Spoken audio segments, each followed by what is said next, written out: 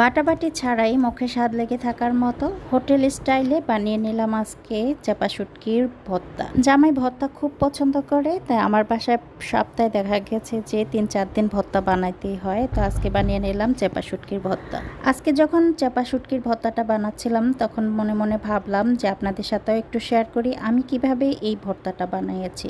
যারা ভর্তা খেতে খুব পছন্দ করেন কিন্তু বাটাবাটির ঝামেলার কারণে খেতে পারেন না, তো কিন্তু আজকে কিন্তু এইভাবে বানিয়ে নিলে কিন্তু খেতে পারবেন। অনলাইন থেকে এই একটা বক্স আমি চাপা শুটকি বক্সটা কিনে এনেছিলাম। তারপর এখান থেকে আমি প্রায় 10-15টার মতো পুঁটি মাছ নিয়েছিলাম। এই চাপা শুটকির বক্সটা এত ভালো পড়েছে, এই মাছগুলোর ভিতরে কোনো বাড়তি কোনো আঁশ নেই এবং ভিতরের যে ময়লাটা, পেটের ভিতর ময়লাটা থাকে ওটাও কিন্তু নাই। এটা কিন্তু পুরাই পরিষ্কার ছিল। তো সামান্য 2-1টা আঁশ ছিল, ওটা আমি ভালো মতো ডলে ডলে পরিষ্কার করে ফেলেছি। ভালো মতো পরিষ্কার করে তারপরে এখানে লাগবে শুকনো মরিচ। শুকনো মরিচের পরিমাণটা একটু বেশি দিব, কারণ চাপা শুটকিতে একটু ঝাল বেশি দিলে খুব ভালো লাগে। আবার রসুনও মোটামুটি একটু বেশি দিতে হবে। শুটকিতে রসুন আর ঝালের পরিমাণটা একটু বেশি দিলে কিন্তু ভালো হয়। তো রসুন আর শুকনো মরিচ আর হলো চাপা শুটকিগুলো একসাথে দিয়ে ভালো মতো ব্লান্ড করে নেব, যেন একদম মিহি হয়ে যায়, কোনো দানা দানা কিছুই না থাকে, একদম পুরোপুরি মিহির মতো করে ফেলবো। তারপরে এখানে আমি চুলায় একটি প্যান বসিয়ে দেবো, প্যানে সরিষার তেল দিব। আর এই চাপা শুটকিটা অবশ্যই সরিষার তেল দিয়ে করতে হবে।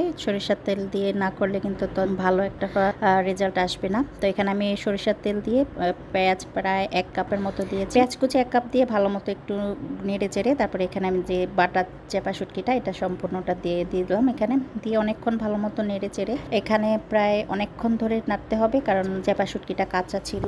চাপা শুটকিতে কিন্তু প্রচুর পরিমাণে পুষ্টিগুণ আছে, আর চাপা শুটকিতে প্রচুর পরিমাণে এনজাইম আছে, আর এনজাইম মানুষের শরীরের জন্য অনেক উপকার। চাপা শুটকিতে প্রচুর পরিমাণে কিন্তু উপকারী ব্যাকটেরিয়াগুলো আছে, যেগুলো আমাদের পেটে খাবার হজম করতে সাহায্য করে। সেই ব্যাকটেরিয়াগুলো এই চাপা শুটকিতে কিন্তু রয়েছে। শুটকিটা মোটামুটি একটু ভাজা ভাজা হয়ে আসলে তারপরে এখানে আবার আমি একটু প্রায় 1 কাপের পরিমাণ পানি দিয়ে দিব।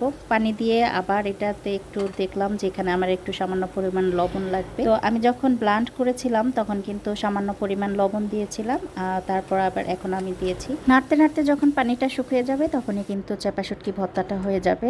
এই যে দেখেন আমার হয়ে গেছে, দেখতে অনেক লোভনীয় হয়েছে, খেতে কিন্তু সেই হয়েছে। এই ভর্তাটা টোটালি বাটাবাটির কোনো ঝামেলাই নেই, আপনারা অনায়াসে কিন্তু এই ভর্তাটা বানিয়ে নিতে পারেন। যারা ভর্তা প্রেমিক তারা কিন্তু এইভাবে খেতে পারেন, অনেক স্বাদের কিন্তু এই ভর্তাটা। তো ভিডিওটা ভালো লাগলে অবশ্যই লাইক কমেন্ট শেয়ার করবেন। সবাই ভালো থাকবেন। আল্লাহ হাফেজ।